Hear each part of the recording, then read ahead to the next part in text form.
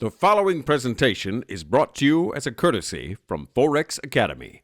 This is part of our service, Risk and Methodology. If you find it interesting and wish to be updated on new releases, please subscribe to our YouTube channel or join our community at forex.academy and receive all our services for free. Your like is also highly appreciated. Enjoy.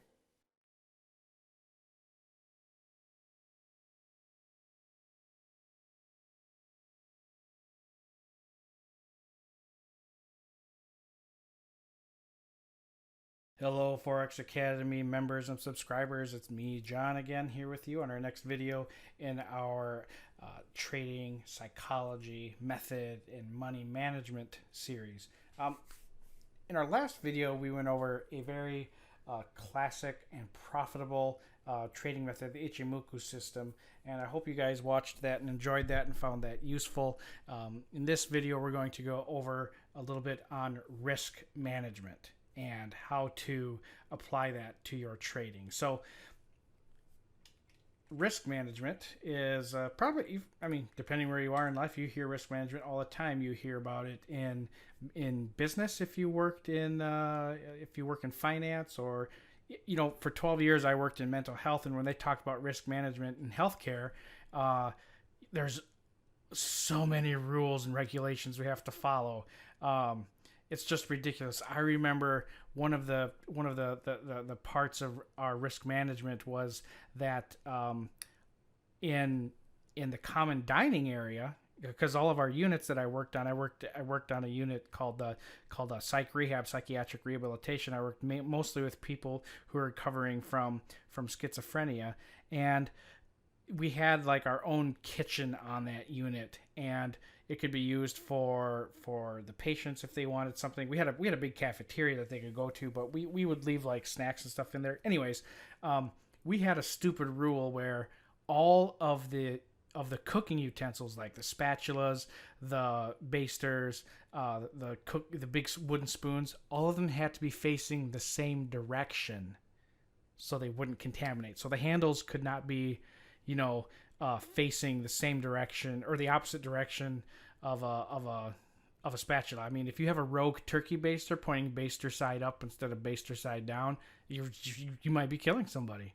It's really silly rules like that. But anyways, in risk management, the things we want to be very, very careful of is to be safe.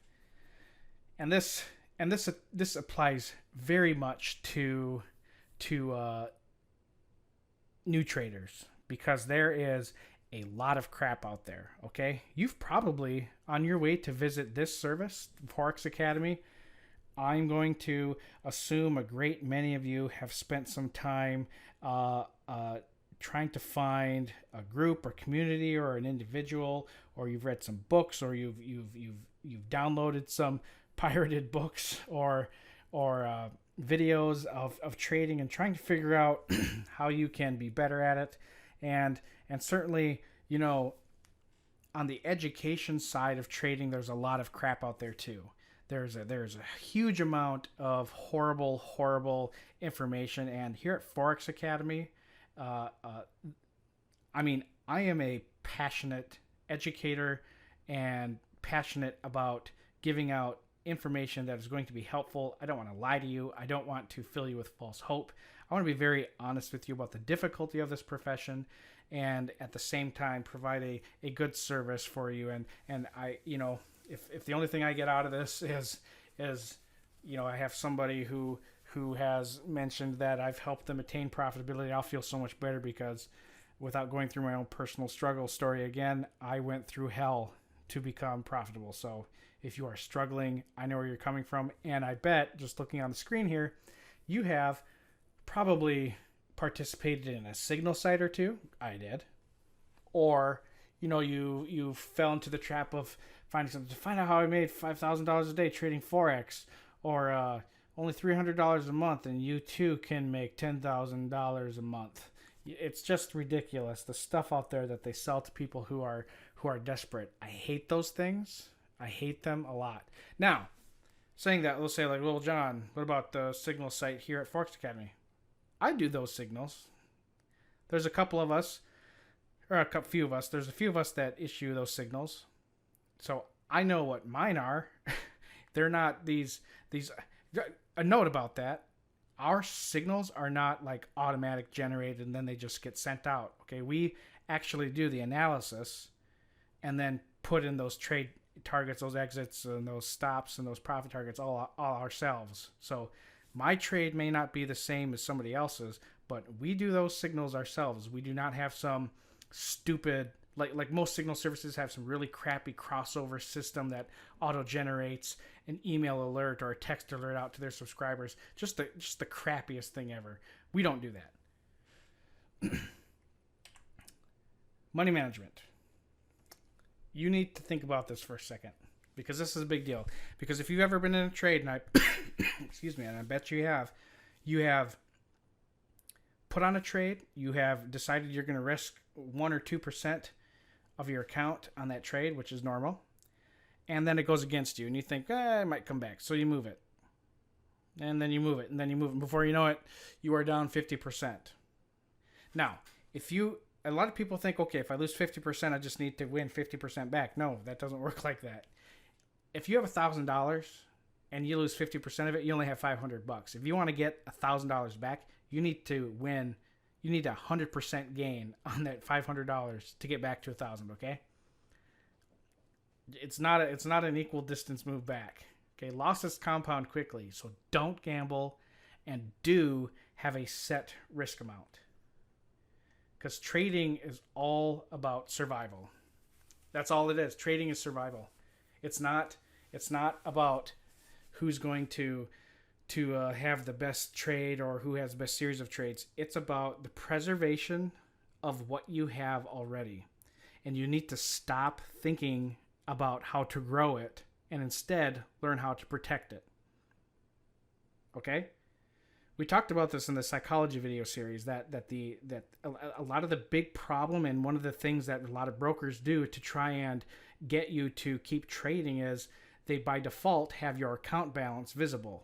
So when you're trading and you're looking at your screen, the whole time you're being reminded how much less money you have in your account or how much money you are losing compared to what you've won in the past. You constantly have this balance over your head. And it's plaguing your trading. Okay? You need to not look at that balance, have a set amount that you're willing to risk, and then go on about your business. Be willing to let that money go away. You need to accept the loss of that money before you even put the trade on, otherwise you're going to lose. I talk about that a lot in the psychology series too. Anyways, trading is about survival. And so I want you to think of it this way.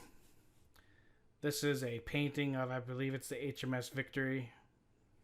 It's not that classic painting of the HMS Victory at the Battle of Trafalgar. I think this one's just, it's just sitting there. It's, I don't know what you call it, at anchor, something.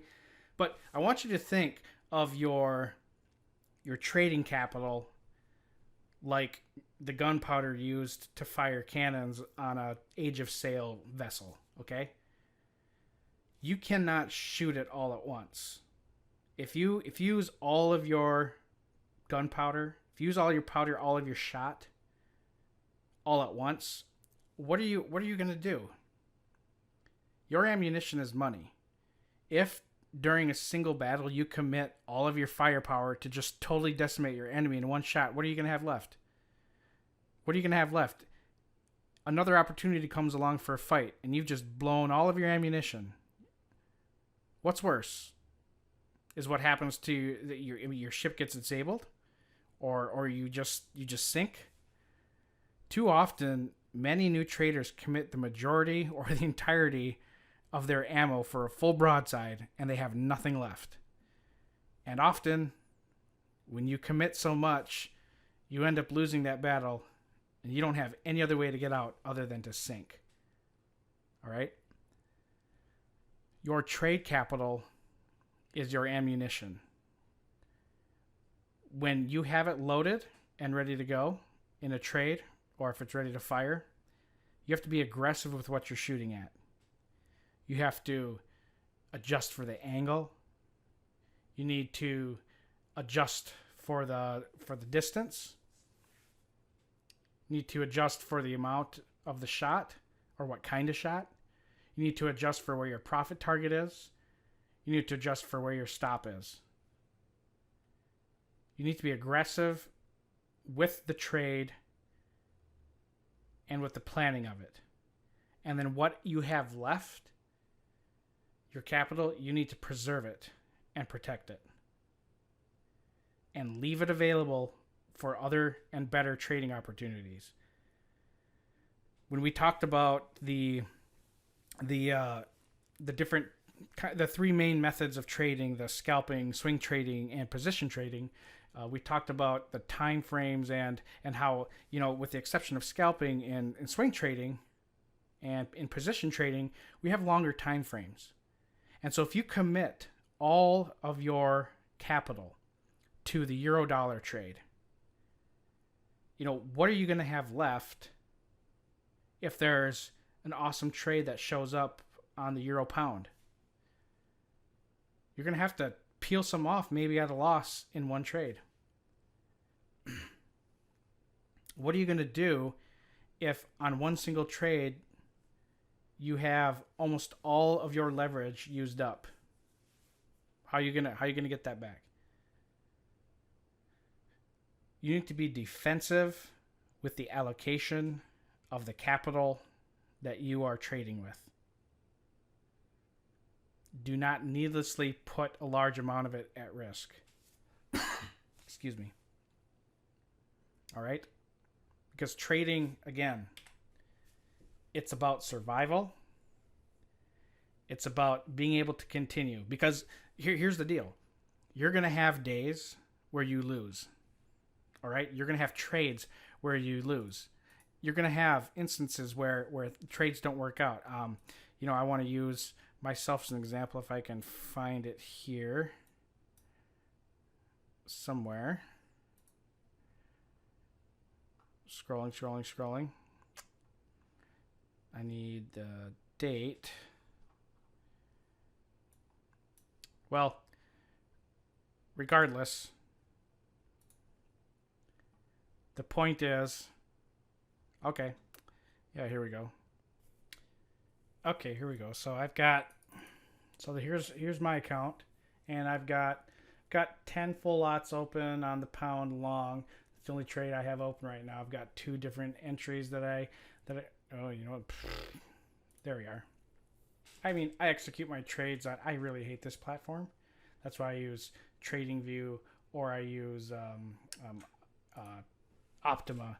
But you can see I'm sitting pretty flat and neutral. But I've only got 10 lots open, and compared to my leverage and my risk, I've got plenty to play with. I haven't exposed the entire account to one single trade.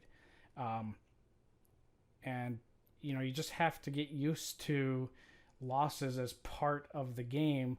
Like this is this month's trading. This is a great, one of the best trades I've had this year was at 20 lots open on a pound short. That was on the 13th. But I had like a $2,000 loss there, $1,600 loss there. Just you experience losses as a normal part of your trading. But the point is you keep powder dry for the right trade opportunities, and you don't put the entire balance at risk, because otherwise you just lose all sorts of trade opportunities. Because again, trading is about survival.